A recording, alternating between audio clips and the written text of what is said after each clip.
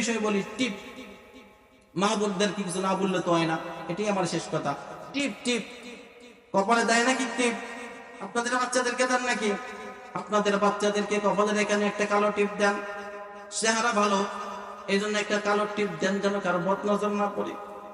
আচ্ছা, একটা সাদা ফকফক, এই যে সাদা কাগজটা না,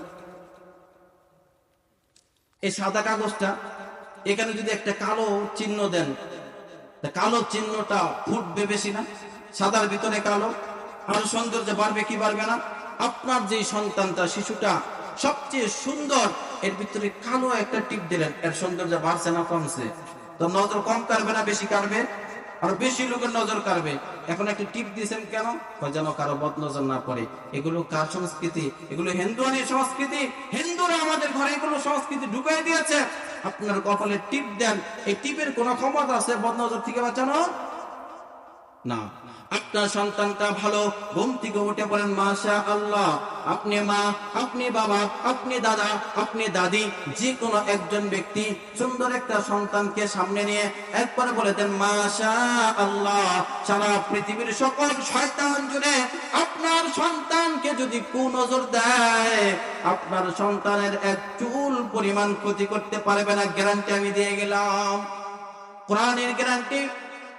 কোরআনের তাফসীরে এসেছে ইল্লা মাশা আল্লাহ। যে কোনো সম্পদ দিয়েছেন কে? সন্তান কে দিয়েছেন? সৌন্দর্য কে দিয়েছেন? আল্লাহ দিয়েছেন। আল্লাহ চাইছেন বিদায় দিয়েছেন। তোমার আসে আর যাই কি? তুমি হিংসায় জ্বলো কেন? তুমি হিংসায় পড়ো কেন? তোমার হিংসায় কোনো কিছু আসেও না, যায়ও না, কারণ এই সন্তানকে সৌন্দর্য দিয়েছেন আমার আল্লাহ।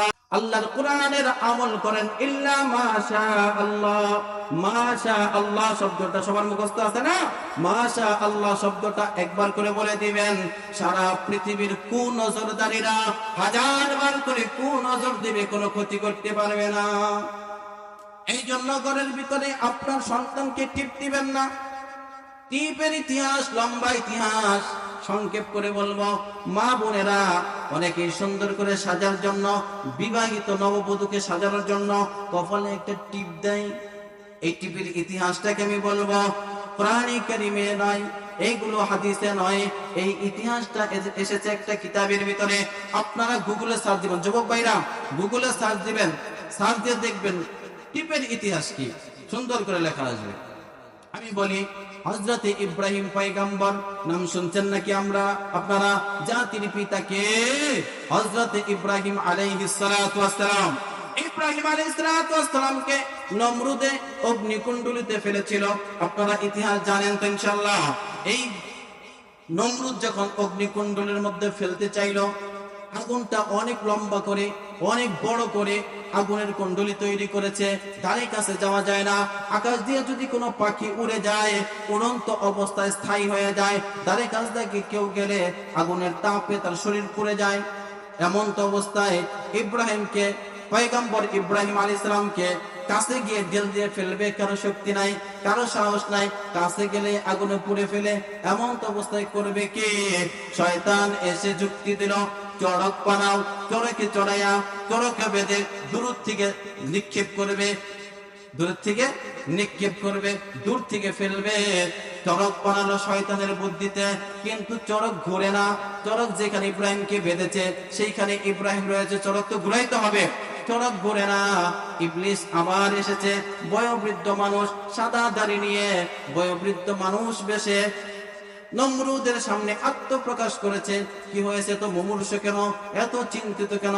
কয়েকে যেন পরামর্শ দিল ইব্রাহিমকে মিনজানিকের মাধ্যমে, চড়কের মাধ্যমে অগ্নিকুণ্ডলের মাঝখানে ফেলা যাবে, কিন্তু চড়কই আমার ঘুরে না। ইব্রাহিমকে আপনি কেমনে ফেলাই? তুমি তো জানো না, তোমার চোখে তো সব দেখা যায় না, আমি তো বয়োবৃদ্ধ মানুষ, আমি তো দেখি ওই তো চড়কের এক কর্নারে শত শত ফেরেশতারা ধরে ঝুলে আছে। ফেরেশতাদের শক্তি আর তোমাদের শক্তি এক নাকি? ফেরেশতাদের শক্তির সমান তো তোমাদের শক্তি হবে না। ফেরেশতারা যেখানে ধরে আছে সেখানে তোমরা পৃথিবীর সকল মানুষেরা এক সাইডে ধরে ওই ফেরেশতাদের ধরা সাইডটাকে ঘুরাইয়া আনতে পারবে না। যখন ঘুরাইতে পারবে না, তখন তোমরা ইব্রাহিমকে অগ্নিকুণ্ডলিতে ফেলতে পারবা না। তাহলে কি করা যায়? ওই ফেরেশতাদের স্বভাব সম্বন্ধে আমি জানি, কারণ ইবলিস তো ফেরেশতাদের অন্তর্ভুক্তই ছিল। ইবলিস কাদের সাথে ছিল? ফেরেশতাদের সাথে ছিল। ফেরেশতাদের স্বভাব চরিত্র সম্পর্কে জানে। ফেরেশতারা লজ্জাশীল। ফেরেশতাদের সামনে যদি অশালীন কোনো কাজ হয়, অশ্লীলতাপূর্ণ কোনো কাজ হয়, ফেরেশতারা আর সেখানে থাকে না। এই জন্য দুই জায়গায় ফেরেশতা নাই। এখানেও ফেরেশতা আছে, আমার আপনার কাঁধে ফেরেশতা আছে, আমার আপনার সামনে ডানে বামে 4 জন করে ফেরেশতা আল্লাহ তাআলা সব সময় নিযুক্ত করে রেখেছেন। বলেন সুবহানাল্লাহ। আল্লাহর কোরআন সূরাতুর রাদ এসেছে, লাহু মুআক্কিবাতুম মিন বাইনি ইয়াদাইহি ওয়া মিন খালফিহি ইয়াহফাযুনাহু মিন আমরিল্লাহ। ডানে একজন ফেরেশতা, বামে একজন ফেরেশতা, সামনে একজন ফেরেশতা, পিছনে একজন ফেরেশতা, 4 জন ফেরেশতা আপনাকে নিরাপত্তা দেয়। না মুহূর্তে মুহূর্তে আমরা আসার পড়তাম, মুস্তা খাইতাম, মাঝে মধ্যে খাই যে এটা খাই যে আল্লাহর স্মরণ থেকে গাফিল হই, অন্য জিনিসের উপর ভরসা করে তখন গিয়ে অ্যাক্সিডেন্ট করে। কিন্তু কোনো মানুষ অ্যাক্সিডেন্ট করার কথা নয় যতক্ষণ সে আল্লাহর স্মরণে থাকবে। ফেরেশতারা তাকে নিরাপত্তা দেয়। তো ফেরেশতারা সব সময় আছে। দুই জায়গায় ফেরেশতা থাকে না। কয় জায়গায়? দুই জায়গায়, টয়লেটে আর স্ত্রী সহবাস করার রুমে। যখন স্ত্রী সহবাস করে তখন ফেরেশতা থাকে না। টয়লেটে যখন মানুষ টয়লেট করার বসে তখন ফেরেশতা থাকে না। লজ্জাস্থান উন্মুক্ত হয়ে যায়, ফেরেশতারা লজ্জায় দূরে চলে যায়। শয়তান এই কথাটা খুব ভালো করে জানে। শয়তান খুব ভালো করে জানে। ইবলিস শয়তান যেহেতু সে কার সাথে ছিল? ফেরেশতাদের সাথে ছিল। খুব ভালো করে জানে যে এই মুহূর্তে এখান থেকে ফেরেশতাকে দৌড়াইতে, ফেরেশতাদেরকে সরাইতে কি করা লাগবে? ভাই কিছু মহিলা নিয়ে আসো, কিছু মহিলাদেরকে উলঙ্গ করে নাচ গান করাও, কিছু মহিলাদেরকে দিয়ে নাচাও, আর কিছু মহিলা নারী আর পুরুষ একত্র করে জানার কাজ ঘটাও। ফেরেশতারা থাকবে না, ইব্রাহিমকে আগুনে ফেলতে পারবে। নমরুদ ওই তার রাজ্যের ভিতরে যত সুন্দরী রূপসী পরমা সুন্দরী নারী ছিল সকলকে একত্র করছে, উলঙ্গ করে নাচানাচিতে লাগাইয়া দিছে, জেনার কাজে লিপ্ত করে দিছে। ফেরেশতারা চলে গেছে। ওই সময় জেনার মাধ্যমে যেই সকল নারীরা গর্ভবতী হয়েছে, ওই সকল গর্ভবতী নারীদেরকে নমরুদ চিহ্নিত করে দিয়েছে। কারণ এদের পেট থেকে যে সন্তান হবে, সন্তানগুলোকে দাঁড়ের সন্তান হারামজাদা। এখানে কই হারামজাদা? আপনার সন্তানকে আপনি গালি দেন হারামজাদা, এটা কিন্তু আপনার সন্তান হারামজাদা হয় নাই। অনেকে গালি দেন সন্তানকে হারামজাদা, এই হারামজাদা আপনার সন্তান হয় নাই। এটা হলো হারামজাদা, যেটা জেনার মাধ্যমে হয়। জেনার মাধ্যমে যে সন্তান হয় এটা হলো হারামজাদা। এই নমরুদ চিন্তা করলে জেনার মাধ্যমে যে সন্তানগুলো প্রসব করবে এগুলো হবে হারামজাদা। এই জন্য এই নারীদেরকে চিহ্নিত করে রাখা দরকার। এই নারীদের গর্ভ থেকে যে সন্তান হবে, এই সন্তানগুলো হবে যার সন্তান। এই নারীদেরকে চিহ্নিত করা যায় কেমনে? কয়তালে এক কাজ করো, এদের কপালের ভিতরে লাল টিপ দিয়ে চিহ্নিত করে দাও, তাহলে এরা যখন সন্তান প্রসব করবে বোঝা যাবে এই লাল টিপ দেওয়া চিহ্নিত নারীর গর্ভে থেকে যে সন্তান হয়েছে এই সন্তানটা হারামজাদা, এই সন্তানটা যার সন্তান।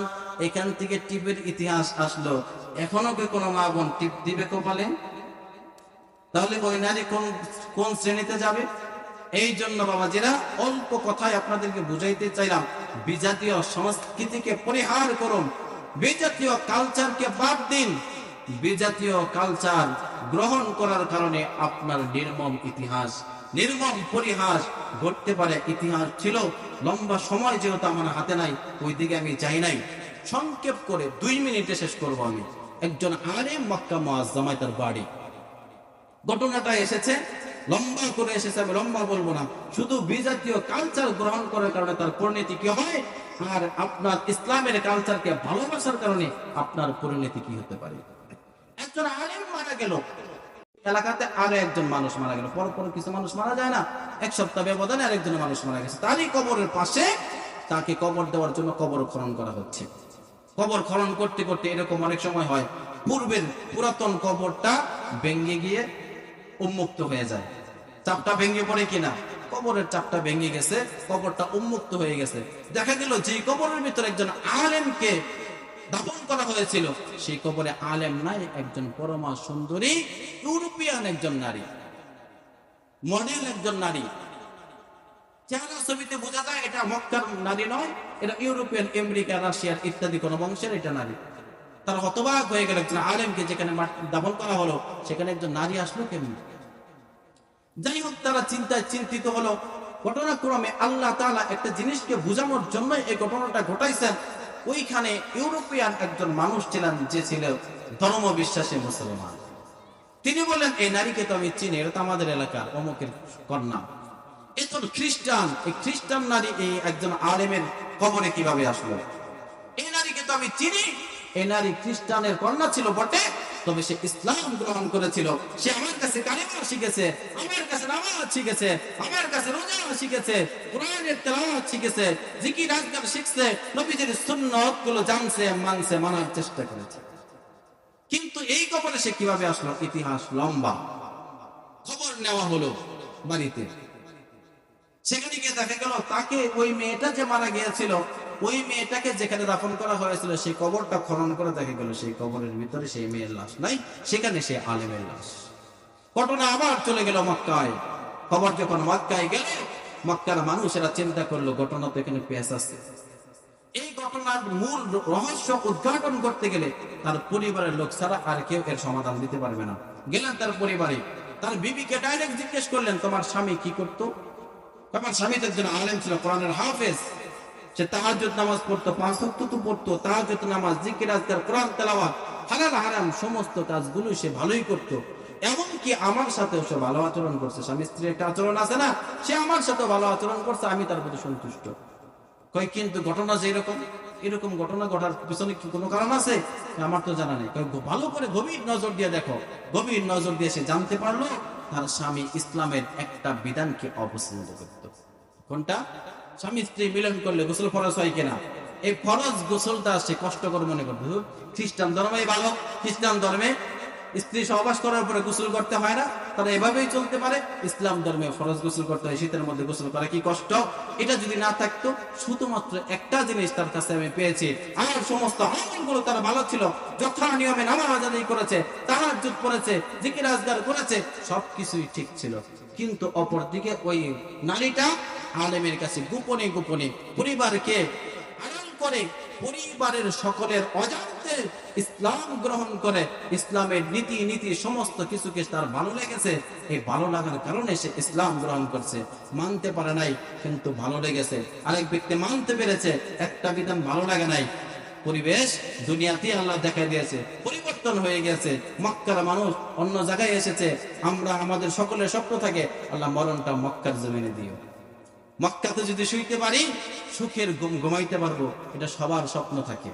মোহতারাম হাজিরিন, এই জন্য নিজেদের কালচারকে ভালোবাসুন। যুবক ভাই, তোমার পায়ে হাত দিয়ে বলে যাই, তোমার চুলের কাটিংটা নবীজির কাটিং এর সাথে মিলাও, তোমার চলনটা সাহাবীর চলনের সাথে মিলাও, তোমার আমল আখলাকটা বিজাতীয় কালচার খেলোয়াড়দের সাথে, এসি মেসির সাথে মিলাইও না, রোনাল্ডোর সাথে মিলাইও না, ইত্যাদি। খেলোয়াড় খেলা দেখো একটা ভিন্ন জিনিস, তাকে মডেল হিসেবে গ্রহণ করার কোনো প্রশ্নই জাগে না।